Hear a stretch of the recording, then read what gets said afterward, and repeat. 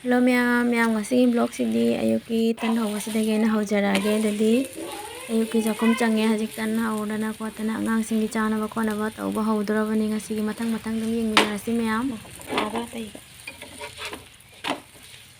lore ba nang lotion ba lore pira kamu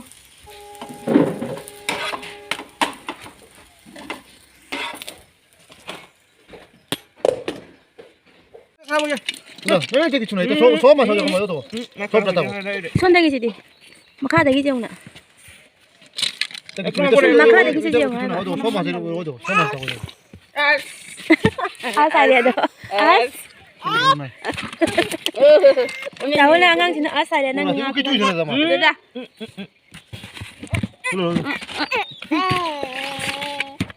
canda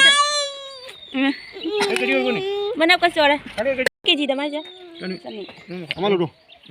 sikya keji mama kha jare kaino jare na keji ta ai ba mai Tony as ada sana as ngam nga jon balak tan na mu tho ore ko haji thong na ba khara sula haure sina ngang ge tiffin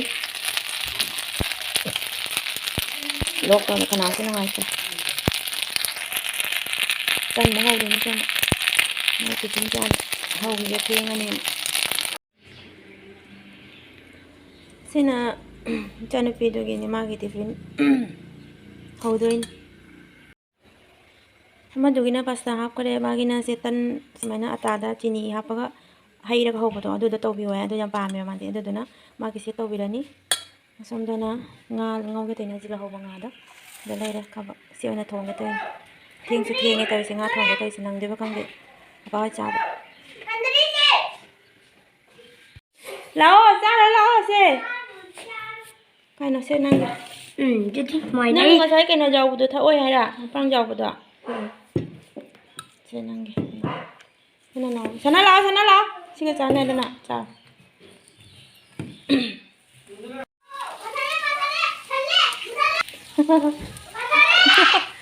ching nari dana kana law nari jang nga ngapam cha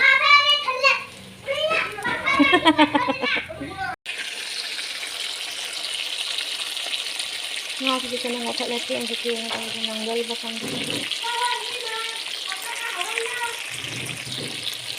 mai tầm như xong đây này đó cái nào tầm bài cái nào chụp cái nào tôi đây thùng thì cái mèo cho thùng đó cái coi tôi là rong nào thì có rồi đã sạc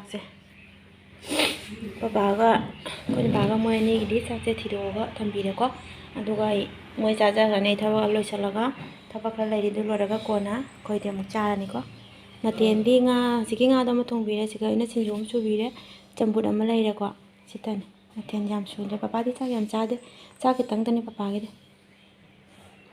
ma chambut da nam na cha ma ge chambut na su de se la lai re jibo mama ga happy re papa ge de chambut ka ma ge na chambut yam cha de Miyam hajik thabak lesson ba horage moi su papa oi khoi pa moi cha ba loina moi chana khre ba hajik loina ko tho khre to ai hajik thabak lesson ba horage do phi khra su lei ba su na ba ting jal laga ting bri ting ge na putho me ting dri ado phi sin hana su do hi ge do laga se lei theli ba sing se ko se lei sing se mo le ba se phun ka re ba ko ado lei sing se su ngasi di lei sing se loi su doctor ba ni sida lei re ani ma daki somda so ma lei re ado atopa su khra lei ba ko ado sing se su loina ngasi di lei sing se su do ge adagi sofa gi kai siga kupa fi kana sing do loi adu loi lok thok ra ko na su ga na adu sing do loi su do ni do ji ai fi ro su do ra ge do ngasi gi thabak je matang me adum mi na si adu di ko do gi samje ai thabak su sida nong gi nong ai tle ba ko kok se lu ba gi ne na tha do ise ka kang dre ba sa se ka chot le ba adu ngak tang na ga bodi kanga ni na pun chan do ni do ga thabak su da di nong ai te adu fare me am je mi na si dum matang ai ngasi gi vlog se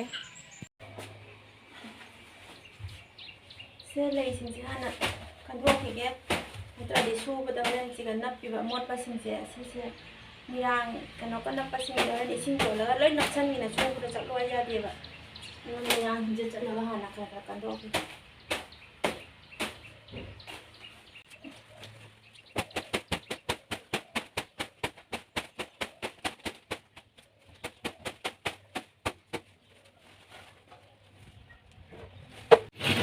ꯐꯤ ꯁꯨꯔꯦ ꯁꯤꯗꯩꯁꯤꯗ ꯑꯩ ꯍꯧꯖꯤꯛ ꯂꯩꯗꯅ ꯈꯨꯠꯅ ꯑꯣꯏꯅ ꯕ꯭ꯔꯁꯅ ꯇꯧꯔꯒ ꯀꯥꯕꯛ ꯁꯨꯔꯤꯅꯦ ꯐꯤꯁꯦ ꯁꯤꯒꯩꯁꯤꯗ ꯁꯨꯖꯔꯅꯤ ꯑꯗꯨꯝ ꯂꯩ ꯂꯣꯏꯔꯒ ꯐꯤꯁꯦ ꯀꯣꯟꯅ ꯌꯦꯡꯉꯅꯤ ꯑꯩ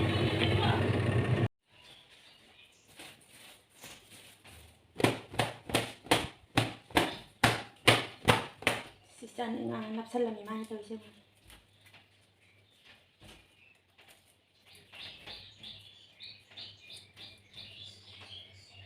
ꯃꯌꯥꯝꯁꯤꯒꯤ ꯐ꯭ꯂꯥꯋꯔ ꯄꯣꯠꯁꯦ ꯌꯦꯡꯉꯁꯦ ꯆꯦꯅ ꯁꯥꯕꯅꯤꯀꯣ ꯑꯩꯈꯣꯏꯒꯤ ꯀꯩꯅꯣꯒꯤ ꯑꯣꯔꯤꯐ꯭ꯂꯦꯝꯒꯤ ꯀꯦꯇꯂꯣꯛ ꯂꯩꯇ꯭ꯔꯥ ꯑꯗꯨꯒꯤ ꯀꯦꯇꯂꯣꯛꯇꯣ ꯑꯗꯨꯒꯤ ꯀꯦꯇꯂꯣꯛꯇꯨꯅ ꯇꯧꯔꯒꯅꯦ ꯁꯤꯁꯦ ꯁꯥꯕꯅꯦꯕ ꯁꯤꯁꯦ ꯑꯃꯨꯛ ꯐꯖꯕꯅꯦ ꯌꯦꯡꯉꯨ ꯁꯤꯁꯦ ꯆꯥꯎꯕꯁꯨ ꯍꯥꯏꯐꯦꯠ ꯆꯥꯎꯋꯦꯕ ꯁꯦ ꯋꯥꯡ ꯈꯨꯅꯤꯡꯃꯨꯛ ꯁꯥꯡ ꯈꯨꯅꯤꯡꯃꯨꯛ ꯂꯩꯁꯦ ꯍꯥꯞꯈ꯭ꯔꯒ ꯌꯥꯝ ꯐꯖꯩ ꯁꯤꯁꯦ ꯁꯨꯕꯗꯤ ꯌꯥꯗꯦꯀꯣ ꯆꯦꯅꯤꯅ ꯁꯨꯕ ꯌꯥꯗ꯭ꯔꯕꯅꯤꯅ ꯃꯥꯒꯤ ꯁꯨꯝ ꯇꯩꯊꯣꯛꯑꯒ ꯑꯣꯏꯅ ꯇꯣꯛꯑꯒꯦ ꯁꯨꯔꯨꯔꯗꯤ ꯂꯣꯏ ꯐꯔ ꯂꯥꯎꯈ꯭ꯔꯅꯤ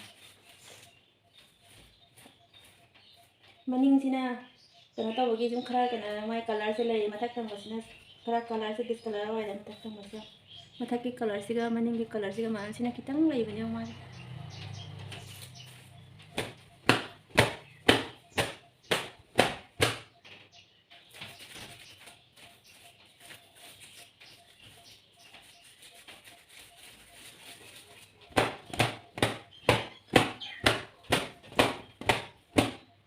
ꯌꯥꯔꯦ ꯍꯧꯖꯤꯛ ꯂꯩꯗꯣ ꯑꯃꯨꯛ ꯁꯨꯗꯣꯛꯈꯤꯒꯦ ꯂꯩ ꯑꯃꯨꯛ ꯁꯨꯔꯒꯦ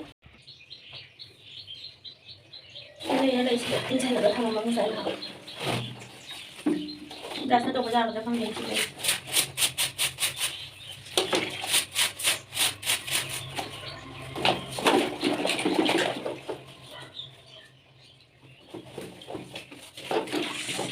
ꯌꯥꯝ ꯅꯨꯡꯉꯥꯏꯇꯕ ꯄꯣꯠꯅꯤꯗ ꯁꯤꯗꯤ ꯁꯨꯕꯗꯒ ꯑꯩꯅ ꯍꯥꯏꯗ꯭ꯔꯥ ꯉꯁꯥꯏ ꯑꯃꯣꯠꯄꯁꯤꯡꯗꯣ ꯈꯔ ꯂꯩꯍꯧꯕꯁꯦ ꯅꯞꯁꯜꯂꯒ ꯂꯩꯁꯦ ꯌꯦꯡꯉꯨꯁꯦ ꯁꯤ ꯍꯥꯟꯅ ꯀꯪꯉꯤꯉꯩꯗ ꯀꯟꯊꯣꯛꯍꯧꯗ꯭ꯔꯒꯗꯤ ꯂꯣꯏ ꯅꯞ ꯅꯞꯇꯅ ꯁꯨꯕꯗ ꯑꯃꯠꯇ ꯆꯠꯂꯨ ꯌꯥꯗꯦ ꯈꯨꯠ ꯑꯃꯃꯝꯗ ꯂꯧꯊꯣꯛꯄ ꯃꯊꯧ ꯇꯥꯏ ꯇꯟꯕꯅ ꯑꯗꯨꯅ ꯁꯤꯗꯤ ꯂꯣꯏ ꯆꯠꯈ꯭ꯔꯦ ꯑꯃꯣꯠꯄꯁꯤꯗꯤ ꯌꯥꯔꯅꯤ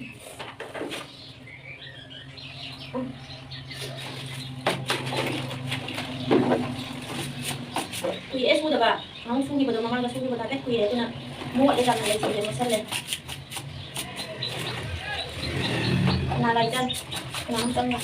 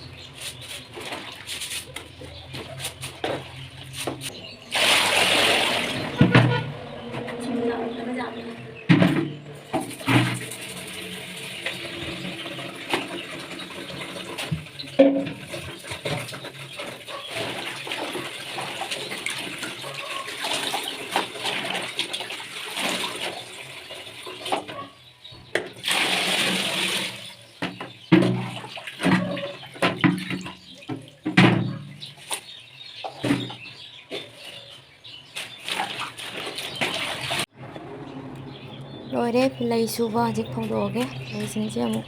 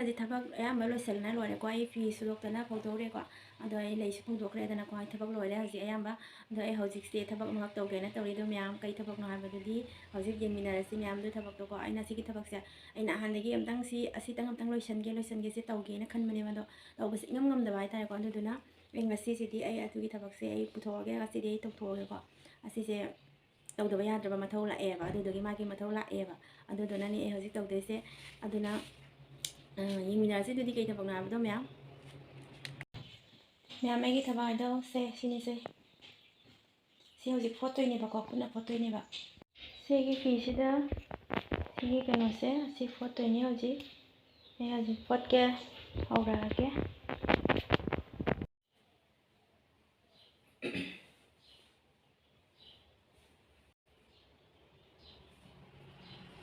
ꯃꯌꯥꯝ ꯁꯤ ꯐꯤꯁꯦꯀꯣ ꯁꯤꯁꯦ ꯀꯩꯅꯣꯅꯦꯕ ꯑꯩꯈꯣꯏꯒꯤ ꯂꯨꯍꯣꯡꯕꯒꯤ ꯏꯟꯕ ꯐꯤꯗꯨꯅꯦꯕ ꯄꯣꯠꯂꯣꯏꯒꯤ ꯏꯟꯅꯕ ꯐꯤꯗꯣ ꯑꯗꯨꯒꯤ ꯐꯤꯗꯨꯅꯦꯕ ꯑꯗꯨꯗꯣ ꯑꯁꯤꯁꯦ ꯑꯩꯅꯅꯦ ꯏꯝꯐꯥꯜꯗꯒꯤ ꯃꯣꯏ ꯇꯨꯔꯒ ꯀꯩꯅꯣꯅ ꯌꯣꯟꯕꯗꯣ ꯑꯗꯨꯗꯣ ꯑꯣꯏꯅ ꯂꯧꯔꯛꯇ꯭ꯔꯦꯕ ꯑꯩꯅ ꯁꯨꯃꯥꯏꯅ ꯐꯤꯁꯦ ꯁꯤ ꯑꯣꯏꯅ ꯁꯨꯃꯥꯏꯅ ꯇꯣꯉꯥꯟꯅ ꯐꯪꯉꯤꯗꯅꯀꯣ ꯑꯗꯣ ꯑꯩꯅ ꯁꯤꯁꯦ ꯑꯣꯏꯅ ꯂꯧꯖꯔꯒ ꯏꯁꯥꯅ ꯌꯨꯝꯗ ꯁꯨꯝ ꯑꯩ ꯁꯦꯝꯖꯔꯒꯦ ꯍꯥꯏꯅꯅꯦ ꯂꯧꯔꯛꯏꯅꯦꯕ ꯑꯗꯣ ꯑꯩ ꯁꯤꯁꯦ ꯑꯃꯕꯨꯗꯤ ꯁꯦꯝꯈ꯭ꯔꯦꯕ ꯑꯅꯤꯈꯛ ꯂꯩ ꯑꯁꯤꯒ ꯑꯃꯈꯛꯀ ꯑꯁꯤ ꯅꯠꯇꯕ ꯑꯃꯈꯛꯀ ꯂꯩꯔꯦꯕ ꯑꯁꯤꯁꯤꯒ ꯊꯥꯔꯒ ꯑꯅꯤꯅꯦꯕ ꯑꯩꯅ ꯁꯦꯝꯗꯗꯅ ꯂꯩꯔꯤꯁꯦ ꯑꯃꯗꯤ ꯁꯦꯝꯈ꯭ꯔꯕ ꯑꯗꯣ ꯑꯁꯤꯁꯦ ꯑꯩꯅ ꯁꯦꯝꯒꯦ ꯇꯧꯔꯒꯅꯦ ꯑꯃꯈꯛꯇ ꯀꯩꯅꯣ ꯇꯧꯕꯗꯨꯒ ꯑꯗꯨꯝ ꯁꯦꯝꯗꯕ ꯑꯃ ꯂꯩꯕꯗꯨꯗ ꯁꯦꯝꯕꯗꯨꯗ ꯑꯗꯣ ꯍꯧꯖꯤꯛ ꯑꯁꯤꯁꯤꯒꯤ ꯃꯊꯧ ꯑꯃꯨꯛ ꯇꯥꯔꯦꯕ ꯁꯤꯁꯤꯒꯤ ꯏꯟꯅꯕꯒꯤꯁꯨ ꯊꯣꯛꯂꯛꯑꯦꯕ ꯃꯤꯀꯣ ꯑꯗꯨꯗꯨꯅ ꯑꯁꯤꯁꯦ ꯁꯦꯝꯗꯕ ꯌꯥꯗ꯭ꯔꯕ ꯑꯗꯨꯗꯨꯅꯅꯤ ꯁꯤꯁꯦ ꯍꯧꯖꯤꯛ ꯃꯄꯥꯟꯁꯦ ꯁꯤ ꯅꯞꯄ ꯂꯣꯏꯔꯒ ꯁꯤꯒꯤ ꯐꯤ ꯀꯩꯅꯣꯁꯦ ꯃꯊꯛꯁꯦ ꯁꯤ ꯃꯊꯛꯁꯤꯒꯁꯨꯅꯦ ꯐꯤ ꯀꯩꯅꯣ ꯑꯂꯪꯕ ꯀꯩꯅꯣꯒꯤ ꯑꯃꯈꯛꯅꯦ ꯑꯗꯨꯒꯤꯗꯣ ꯅꯞꯄꯛꯈꯤꯗꯣꯏꯅꯦꯕ ꯁꯤꯁꯦꯀꯣ ꯑꯗꯣ ꯉꯁꯤꯁꯦ ꯂꯣꯏꯕ ꯉꯝꯗꯣꯏꯔꯥ ꯉꯝꯃꯣꯏꯗꯣꯏꯔꯥ ꯍꯥꯏꯕꯗꯤ ꯑꯩ ꯈꯪꯗꯦꯀꯣ ꯑꯗꯣ ꯑꯩ ꯉꯁꯤ ꯂꯣꯏꯕ ꯉꯝꯗ꯭ꯔꯒꯁꯨ ꯍꯌꯦꯡꯁꯦ ꯂꯣꯏꯕ ꯃꯇꯝꯗ ꯑꯗꯨꯝ ꯌꯦꯡꯍꯜꯂꯛꯀꯦ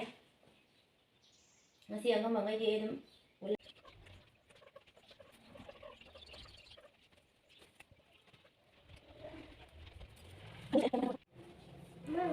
masagi ꯂꯩꯁꯤꯡꯗꯣ ꯀꯪꯉꯦ ꯂꯣꯏꯅ ꯀꯣ ꯂꯧꯁꯤꯜꯂꯛꯑꯦ ꯑꯗꯨꯅ ꯁꯦ ꯀꯪꯉꯦ ꯀꯥꯏꯅꯣ ꯍꯥꯞꯅꯕꯗꯤ ꯁꯦ ꯀꯩꯅꯣꯗꯨꯗꯤ ꯍꯥꯞꯅꯕꯗꯨꯗꯤ ꯑꯃꯗꯨ ꯑꯃ ꯊꯨꯃꯣ ꯕꯥꯁꯀꯦꯠꯇꯣ ꯍꯧꯖꯤꯛ ꯍꯥꯞꯆꯜꯂꯒꯦ ꯂꯩꯁꯤꯡꯁꯦ ꯑꯃꯨꯛꯀ ꯂꯣꯏꯅ Hey, hey.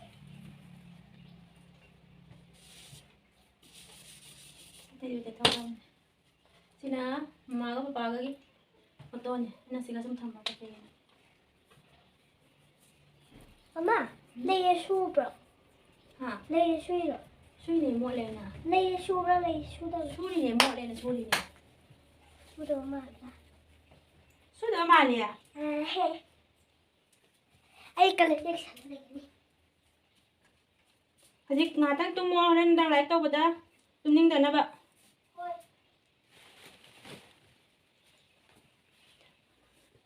Hello, saya apa lagi sudah? Jawab ma'am. Sudah apa? Si sudah mata cakap kalau lagi tadi jawab. Mata kakak juga. Muka tarik.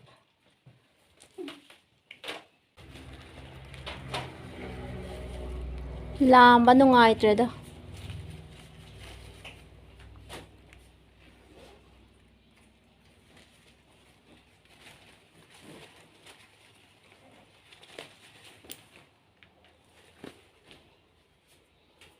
Jara. Hujik loire lay hapton bako sudah mahape di ada mayal sudah ni malay dah sudah hujik aigi ngasagi phi loi da bado adu amu loi shalage adu ko adu mai lay re si hana se loi shalaga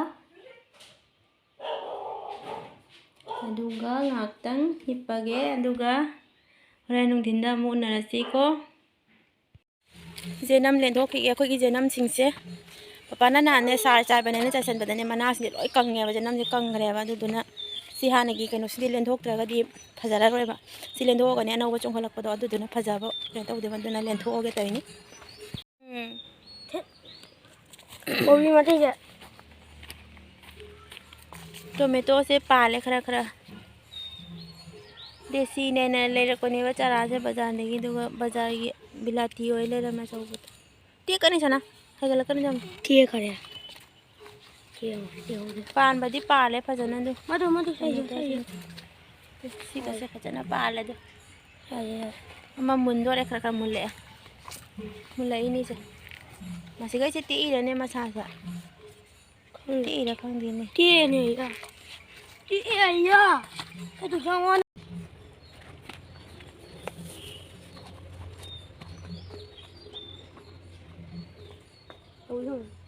Boleh kata dah, boleh ni sana lah. Boleh, lah.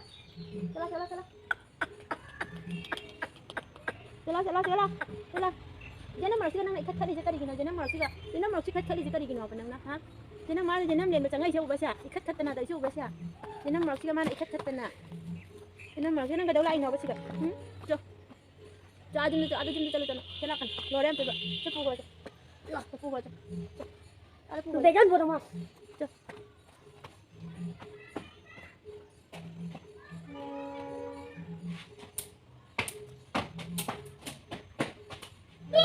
Jangan ni, nampak belu aja. Kemarin tahu dia nak si mando sini.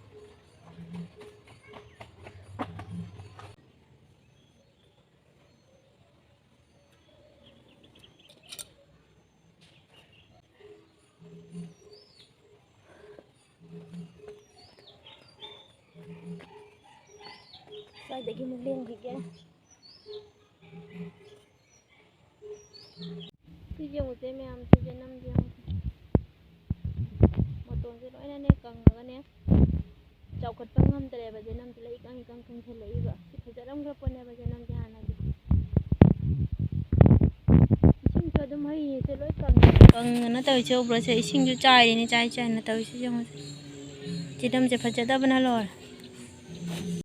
Mẹ do sigi se jenam kangni se ko se kamai taro ka phaga taba khangba mi jawra ga di dum habiro ko tu ko kamai taro ka phani kedau gani ha do jeng ba ja budi jeng do phawang dreba ado mem na si kamai taro ka phani ha do dum khangba jawra ga di dum habiro de de ho ji jenam se mong man do ki ko se man do sini man yi ge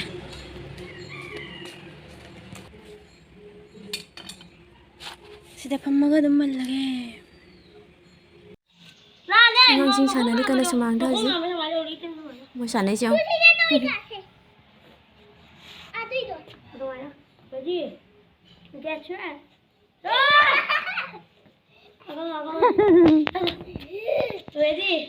Kanana jangi jeng doi ni.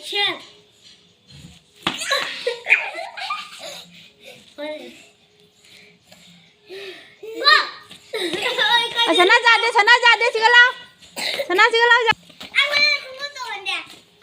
Sigal lepo. Lepo dadam nagda.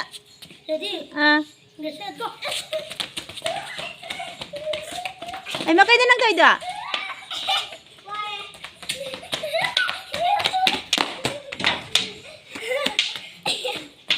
Kita jadi kita udah. Ngambil apa? War ba? Kita jadi war ba?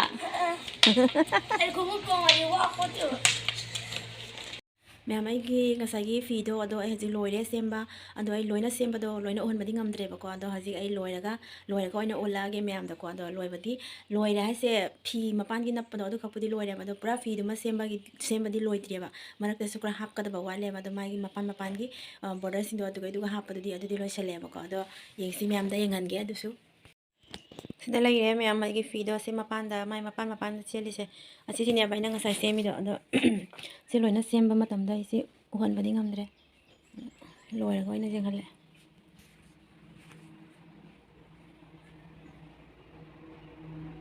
Sini ma'am do fi sigi pibum se, si ang pibum sigi matak siga su nap kada bakra di wale ba ado singdo, ado di ay ko na sum nap page, ado ma'am ay nang asay tau ba singdo asi loy ba se, asi yangan gena su ma'am da yang alak pani.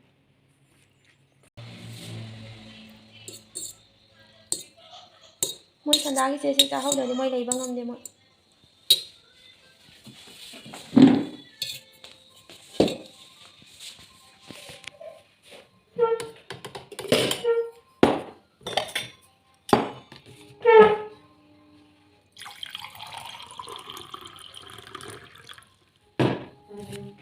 Tidak, ada kan.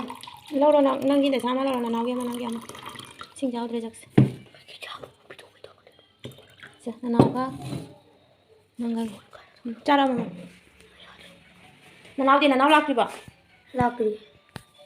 Ma'am I blog से इस सूम लोलगे को मथंग blog तम उनरसी ma'am video से नुंगाई नुंगाइते ma'am comment सूम खांगनबिरोको ma'am channel like subscribe तब कौरमगनुको फरे वीडियो से सूम लोलगे